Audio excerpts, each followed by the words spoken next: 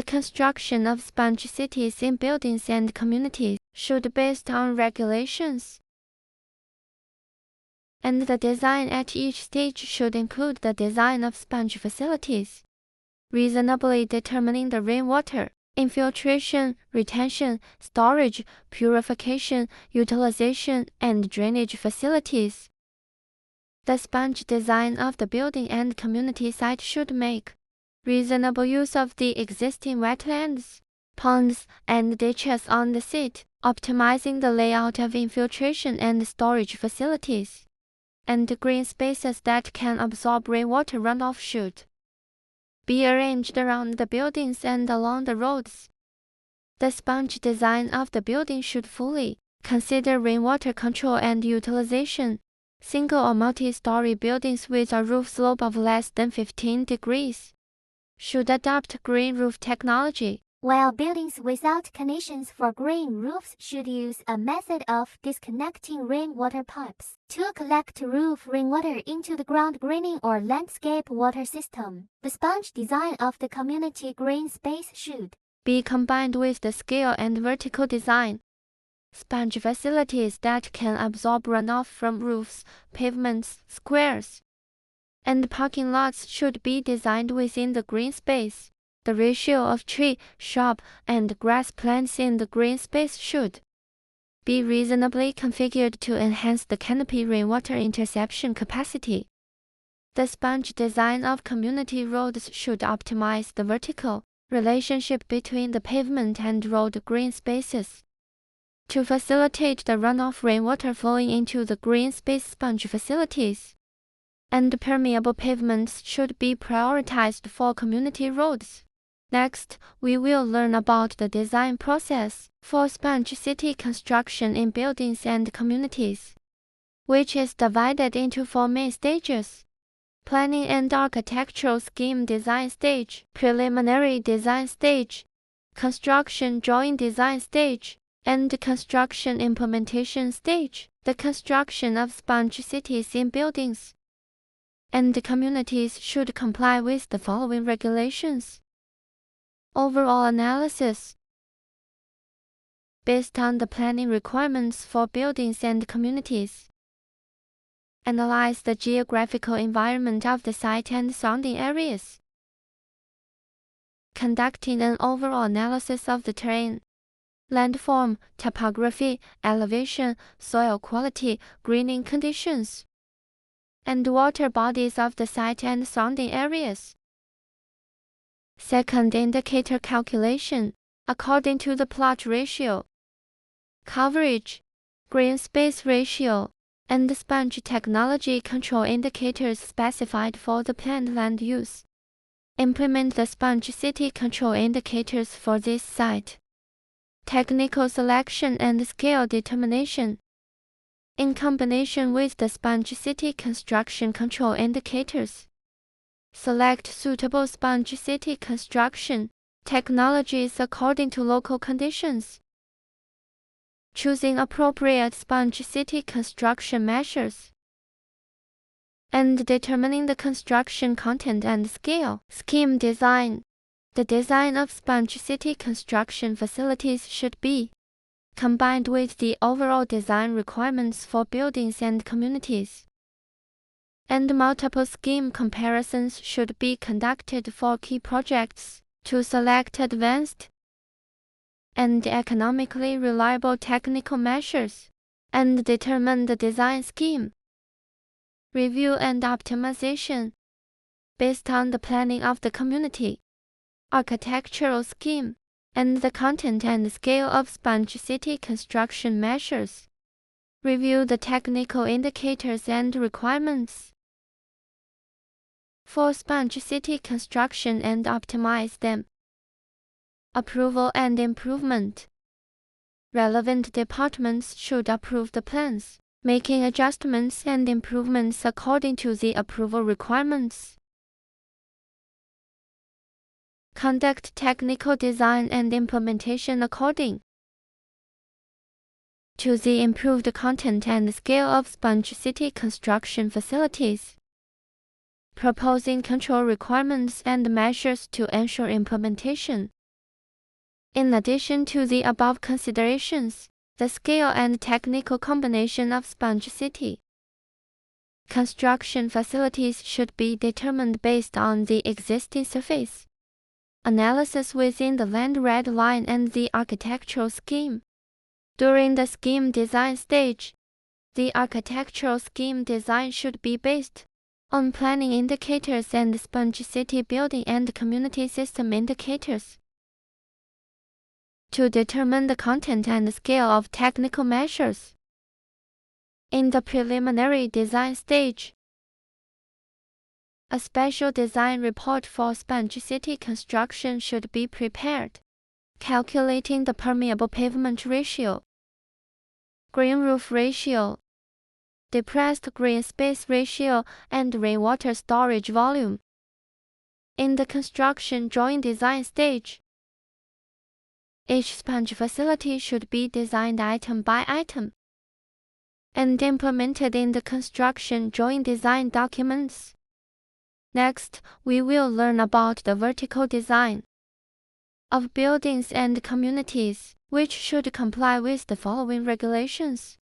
The elevation of green spaces or outdoor building drainage should be determined based on the original site elevation. Considering earthwork balance, the internal road elevation of the community should be slightly higher than the surrounding roads. The maximum longitudinal slope of the community road should be 8%, and the minimum should be 0.3%.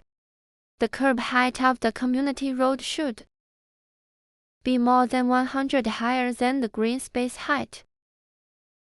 For roads adjacent to depressed green spaces, the vertical elevation should be at least 50 mm higher than the green space height.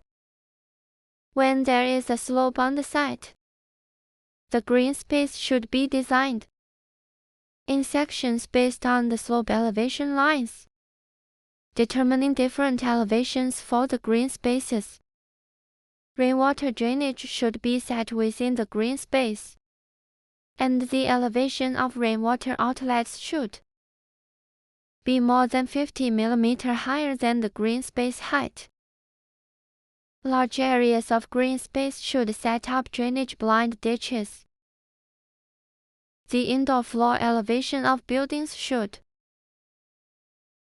be 450 mm to 600 mm higher than the internal roads of the community.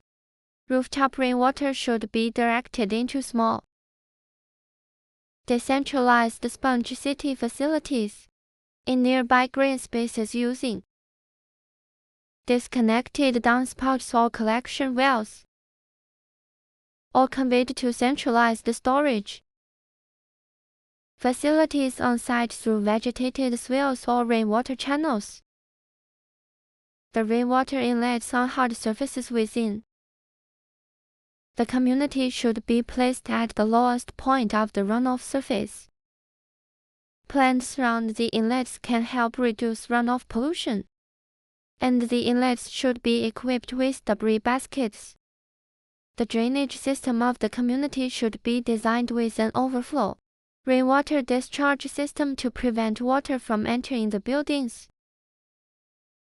And the outdoor rainwater drainage network should be designed according to current standards and regulations.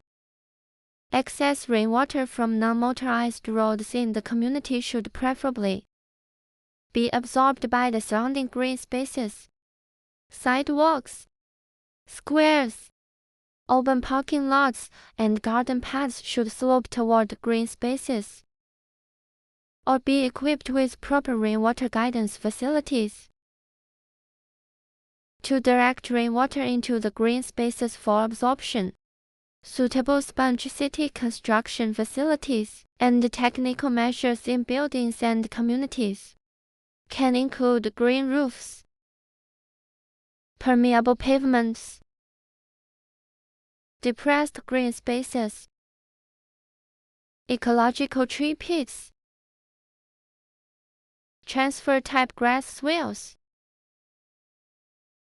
rainwater storage facilities indoor and outdoor, pipeline storage systems, initial rainwater diversion facilities, and ecological treatment of landscape water bodies. In the design of green roofs, they should be classified as simple or garden-style based. On the planting substrate depth and the complexity of the landscape, green roofs should comply with the Technical Specifications for Planting Roof Engineering JGJ 155 and 2013. Technical Code for Roofing GB 50345. Technical Code for Sloped Roof Engineering GB 50693.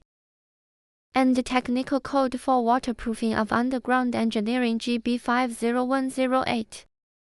Generally, ecological tree pits are suitable for high-density buildings and communities. New buildings and communities with hardened areas exceeding 1 or hectare should be equipped with rainwater storage facilities, with a storage capacity of no less than 250 cubic meters per hectare of hardened area.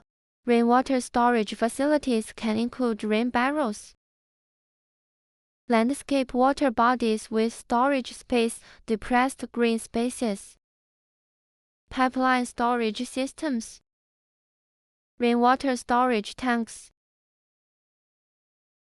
and rainwater storage modules. The pipeline storage system works by appropriately enlarging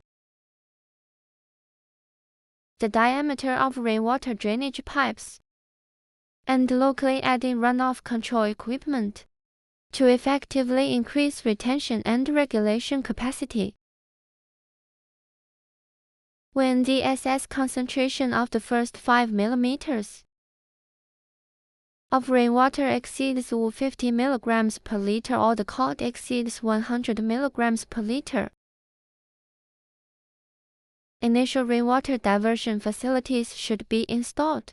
Ecological treatment of landscape water bodies refers to the ecological enhancement of existing water bodies or designed landscape water bodies within the community, giving them significant rainwater retention and purification functions. Newly constructed water bodies with a capacity greater than 5,000 cubic meters in buildings and communities should undergo ecological treatment.